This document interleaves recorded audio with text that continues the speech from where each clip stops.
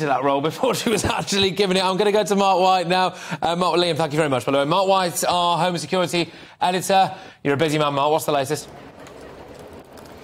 Well, Patrick, there will be, of course, whoops of delight amongst the Tory Party faithful tonight that the Bring Back Braverman campaign has succeeded Suella Braverman 5 days after she left office as Home Secretary, resigning, is now back here in Marsham Street within minutes of Rishi Sunak reappointing her to the position of Home Secretary. She arrived here at the front of the building. She posed just for a few seconds for a few photographs and then straight back to work. She has a huge in tray. This is one of the big governmental departments, always a tricky one, always throwing up multiple crises. And it's not just the small boats issue, as huge as that obviously is.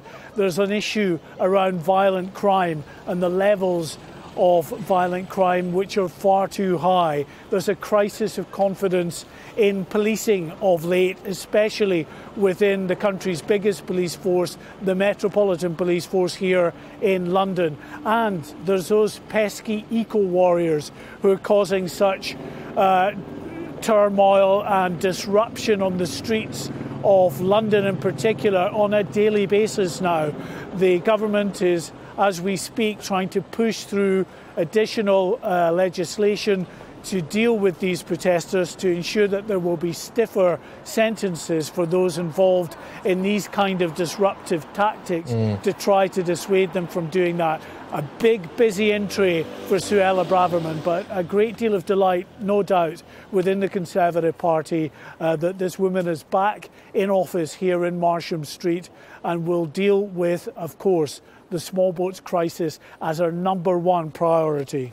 Mark, I'll just stay with you. I've had an email in here, and this is not the only email of this kind that I've been getting. Genris has been in touch, gbviews@gbnews.uk. Genris tells me, this morning I was going to resign from the Conservative Party. At 5 p.m, I've changed my mind. Sunak has won me over and doing a great job choosing his cabinet. And massive parts of that cabinet, Mark, are Suella Braverman's reappointment. By far, as you can imagine, the most important thing for our viewers, just in the inbox that I'm getting at the minute and the feedback on Twitter.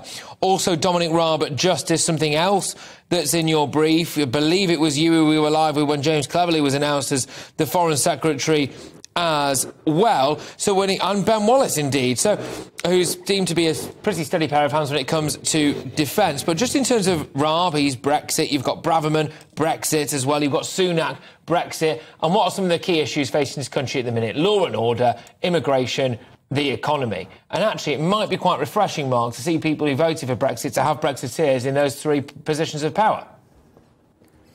Yeah, I mean, it seems like this is very intelligent, thoughtful appointments being made here by the new Prime Minister. What it isn't is the chumocracy that we saw under Liz Truss. He is clearly confident enough to appoint people that didn't outwardly support him during this particular leadership election campaign or the one before. He's getting what he believes to be the most talented people into these positions within his cabinet, knowing that they face a very, very difficult job in the weeks and months ahead.